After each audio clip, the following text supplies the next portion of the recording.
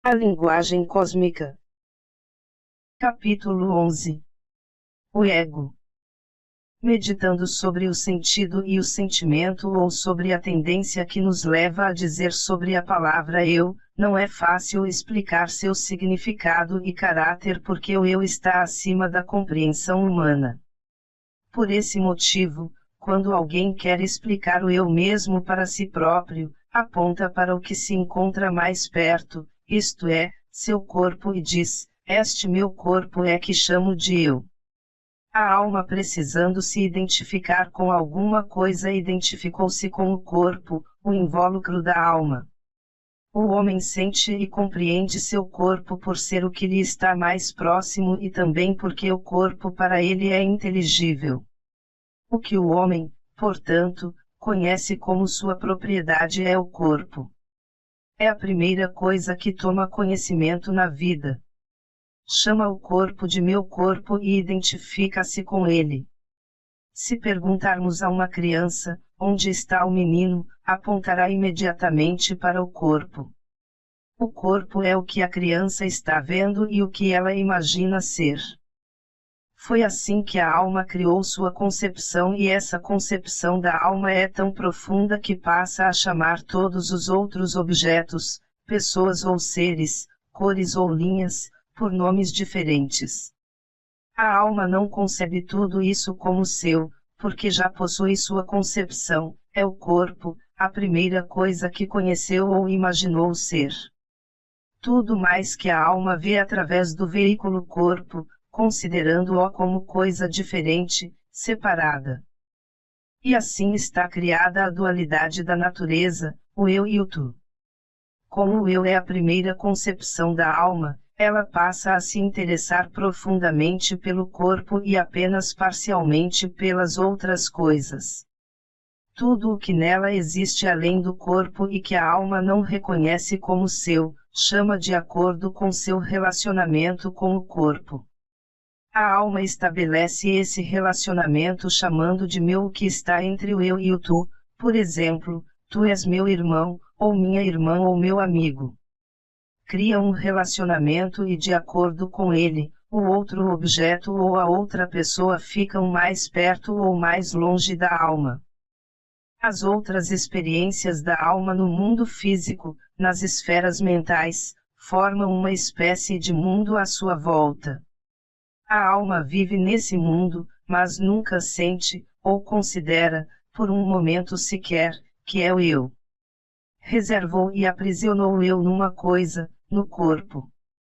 Todas as outras coisas considera estranhas, diferentes, e pensa: está perto de mim, é querido porque está relacionado comigo, porque está ao meu lado, mas não é o eu. Para a alma o eu, é uma entidade separada, cuja função é apanhar e coletar tudo o que uma pessoa é capaz, passando a constituir seu próprio mundo. À proporção que o homem evolui e cresce, torna-se um grande pensador e sua concepção do eu se enriquece.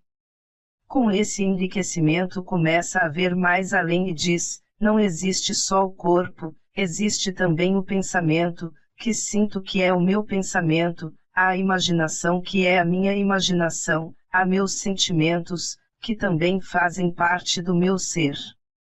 Portanto, não sou o meu corpo, sou também minha mente. Nesse segundo passo que a alma dá na direção da realização, começa a sentir e dizer: não sou só um corpo físico, sou também mente. A plenitude dessa realização faz com que o homem afirme: sou um espírito, o que quer dizer, sou três coisas: corpo, mente e sentimento com os quais me identifico e elas constituem o ego. Quando a alma avança mais um pouco no caminho do conhecimento, começa a ver que existe algo que sente e tende a chamar de eu, é o sentimento do eu. Ao mesmo tempo, tudo com que se identifica não é propriamente ela, a alma.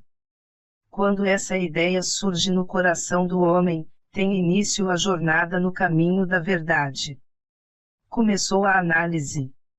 O homem começa a pensar: esta mesa é minha, esta cadeira é minha. Tudo que chamo de meu a mim pertence, mas não é realmente o eu. Surge-lhe outro pensamento, identifico-me com este corpo, digo que é meu corpo como diria esta é minha cadeira ou minha mesa, mas o ser que é o eu na realidade é algo separado, é aquele que tomou até este corpo para seu uso. Portanto, este meu corpo é apenas um instrumento. E continua a pensar, se este corpo não é o que posso chamar de eu, o que é ele então? É minha imaginação, com a qual devo me identificar. O homem chama todas essas coisas de minha imaginação, meu pensamento ou meu sentimento, mas até o pensamento, o sentimento ou a imaginação não são o verdadeiro eu. O que chama de eu permanece inalterável, mesmo depois que o homem descobre a falsa identidade. Nos 10 pensamentos sufis lê-se que a perfeição é alcançada pelo aniquilamento do falso ego. O falso ego é aquilo que não pertence ao ego verdadeiro, aquilo que o ego, erroneamente, concebeu como seu próprio ser. Quando há uma separação por meio de uma melhor compreensão da vida, o falso ego é aniquilado. Não é preciso o homem se desenvolver para conseguir esse aniquilamento. Para aniquilar o corpo ou a mente, o que o homem precisa fazer é uma autoanálise e perguntar: onde me situo? Situo-me como um ser distante, exclusivo. Se sou um ser remoto e exclusivo, preciso descobrir. Agora a questão é começar a descobrir o que é. Logo que esse descobrimento é feito, o homem começou seu trabalho no caminho espiritual. Para fazer com que os olhos se vejam, é preciso usar um espelho para que os olhos vejam seu reflexo. Assim também, para que o ser verdadeiro, o ser total se manifeste, é preciso que o corpo e a mente se convertam num espelho, para que nele o ser verdadeiro possa se ver e compreender que é um ser independente. Chega-se a essa realização pelo caminho da iniciação, através do caminho da meditação, pelo conhecimento espiritual, tornando-nos um espelho perfeito. Para explicar essa ideia, os faquires e derviches contam a seguinte história: um leão vagava pelo deserto. Encontrou um filhote de leão brincando com as ovelhas. O pequeno leão estava sendo criado com as ovelhas e nunca tivera oportunidade de saber o que era. O leão ficou muito surpreendido ao ver que quando as ovelhas começaram a fugir de medo dele, o leãozinho as acompanhou. Pulou no meio do rebanho gritando: parem, mas as ovelhas continuaram a correr e o leãozinho também. O leão passou a perseguir somente o pequeno leão dizendo-lhe: espere, quero falar com você. E o filhote respondeu: estou tremendo de medo, não posso ficar diante de vós. Por que, perguntou o leão, está correndo com as ovelhas se você é um filhote de leão? Não sou leão, disse o leãozinho, sou uma ovelha, estou tremendo de medo, deixe-me ir para junto das ovelhas. Venha comigo, disse o leão, acompanhe-me que quero lhe mostrar o que você é antes de deixá-lo partir. Dirigiu-se a um poço e fez com que o leãozinho se debruçasse e olhasse. Agora, disse o leão, olha para mim e para você. Não somos parecidos ou iguais. Você não é uma ovelha, é igual a mim, um leão. Pelo processo espiritual aprendemos a tirar os véus da ilusão que cobrem o falso ego. O aniquilamento do falso ego é tirar os véus que o cobrem. Logo que a ilusão desaparece, o verdadeiro ego aparece e reconhece seu valor. Com essa realização a alma entra no reino de Deus, com essa realização a alma nasce de novo, há, portanto, um renascimento que lhe abre as portas do céu. A alma não precisa que o corpo e a mente existam para sua autoconsciência. A alma não depende para viver da mente e do corpo, assim como os olhos não dependem do espelho para viver. Os olhos dependem do espelho apenas para ver seu reflexo. Sem o espelho os olhos poderão ver tudo o que quiserem, menos a si mesmos. Um exemplo é a inteligência. A inteligência não pode se conhecer se não tiver alguma coisa inteligível em que se apoiar. Só assim a inteligência se realiza. O homem que tem um dom poético, que nasceu poeta, jamais poderá se realizar como poeta se não escrever sua poesia e se seus versos não tocarem uma corda dentro do seu coração. Só assim poderá dizer que é um poeta. Até então havia dentro dele o dom da poesia, mas não sabia que existia. Os olhos não se tornam poderosos porque se viram no espelho.